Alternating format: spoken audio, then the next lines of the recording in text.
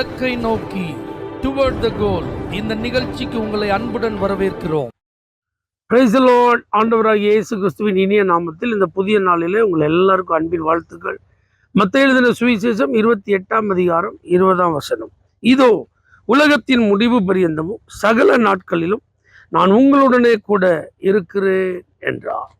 இயேசு கிறிஸ்து உயிர்த்தெழுந்த பின்பு தம்மை 40 நாட்கள் உயிரோடு இருக்கிறவராக காண்பித்து பரலோகத்திற்கு ஏறி செல்வதற்கு முன்பு அவங்களுக்கு ஒரு வாக்குத்தத்தம் கொடுக்கிறார். உலகத்தின் முடிவு பரியந்தம் சகல நாட்களிலும் உங்கள் கூட தான் இருப்பேன். நான் பரலோகத்துக்கு போகிறதுனால உங்களை கைவிட்டுட்டு போகிறேன் அல்லது உங்களை தனியாக விட்டுட்டு போகிறேன், என்ன நீங்களே உங்கள் காரியத்தை பார்த்துக்கோங்கன்னு சொல்லிட்டு நான் போகிறேன்னு சொல்லி நீங்கள் என்ன செய்ய வேண்டாம், நினைக்க வேண்டாம். உலகத்தின் முடிவு பரியந்தமும் நான் உங்கள் கூட தான் இருப்பேன்றேன். ஏன் இந்த வார்த்தை அவங்கள்ட்ட சொல்கிறார் அப்படின்னா, இயேசு விட்டு செல்லுகிற பொறுப்பை இவங்க தான் இப்போ கேரி பண்ண போகிறாங்க, நிறைவேற்ற போகிறாங்க. இயேசு அந்த முழு இஸ்ரவேல் தேசத்திலும் அவர் நடந்து சென்று உபதேசித்தார், போதித்தார், ஜனங்களுக்கு அற்புதங்களை செய்து தேவன் யார் என்பதை அவர்களுக்கு வெளிப்படுத்தினார். தன்னுடைய உயிரை கொடுத்து மனுக்குலத்திற்கு மீட்பை கட்டளையிட்டார். அவர் மரித்தோரிலிருந்து உயிர் தெழுந்ததுனால பிதாவோடு ஒப்புரவாக்கும் வேலையை வெற்றிகரமாக அதை செய்து முடித்தார். இப்போ இதை அறியாத ஜனங்கள் கோடிக்கணக்கில் இருக்கிறாங்க. அப்போ அவங்க மத்தியில் போய் இவங்க புறப்பட்டு போய் என்ன செய்யணும்? ஊழியம் செய்யணும், சுவிசேஷம் சொல்லணும். ஆண்டவர் என்னென்ன போதனைகள் அவர்களுக்கு போதித்திருக்கிறாரோ அந்த உபதேசங்களெல்லாம் அவங்களுக்கு அவங்க கற்றுக் கொடுக்கணும். இயேசுவை பின்பற்றுகிற சீஷர்கள் இவர்களைப் போல அவர்களே என்ன செய்யணும்? அவங்க மாற்று அந்த வேலையை நீங்கள் செய்கிறதுக்கு தான் உங்கள் கூட நான் இருக்கிறேன் அப்படின்ற. வானத்திலும் பூமியில் எனக்கு சகல அதிகாரம் என்ன செஞ்சிருக்கு? கொடுக்கப்பட்டிருக்கு. அதனால் நீங்கள் போய் செய்யுங்கன்னு ஆண்டவர் ஒரு பிரதான கட்டளையை கொடுத்து கடந்து செல்லுகிறார். அப்போ இன்னைக்கு இயேசுவின் உயிர்த்தெழுதலை நாம் நினைவு கூர்ந்து அவரை மகிமைப்படுத்துகிறோம். ரொம்ப சந்தோஷம்தான். அவர் உயிரோடு இருக்கிறார் அப்படிங்கிறத நம்புகிறோம், அதுவும் ரொம்ப சந்தோஷம்தான்.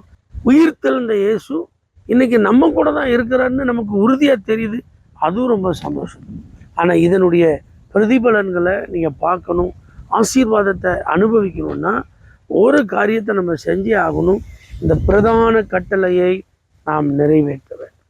கண்டிப்பாக நீங்கள் சுவிசேஷத்தை அறிவிக்கணும். இயேசுவை அறியாத ஜனங்களை நீங்கள் சந்தித்தா இந்த இயேசு அவர்களுக்கு உங்கள் மூலமாய் அறிமுகம் செய்யப்படுவேன். உங்களுக்கு கற்றுக் கொடுக்கப்பட்டிருக்கிற போதனைகளை நீங்கள் அவங்களுக்கு போதிக்கணும். அவர்கள் ரட்சிக்கப்படுவதற்கும் அவர்கள் ஞானஸ்நானம் பெற்று திருச்சபையின் அங்கத்தினராய் மாறி விசுவாசி என்கிற நிலையிலிருந்து சீஷர்களாக அவங்கள மாற்றுற வரைக்கும் அது உங்களுடைய கடமை. இதைத்தான் ஆண்டவர் செய்யணும்னு சொல்லி பரமேறி சென்றிருக்கிறார். இன்னைக்கு இந்த வேலையை நீங்கள் செஞ்சீங்க அப்படின்னா ஆண்டவருடைய அந்த பிரசன்னம் உங்கள் கூட இருக்கிறத நீங்கள் பார்க்கலாம். அவருடைய வல்லமை உங்கள் மூலமாக நீங்கள் வெளிப்படுறத அனுபவிக்கணும். அதனால் சுவிசேஷம் சொல்கிறத நீங்கள் ஒரு நாளும் தவிர்க்காதிருங்க. சுவிசேஷம் சொல்கிறதுக்கெல்லாம் அதுக்கு யாராவது இருப்பாங்க, நமக்கெல்லாம் இது ஒத்து வராது அப்படின்னு சொல்லி ஒதுங்கி கொள்ளாதிருங்கள்.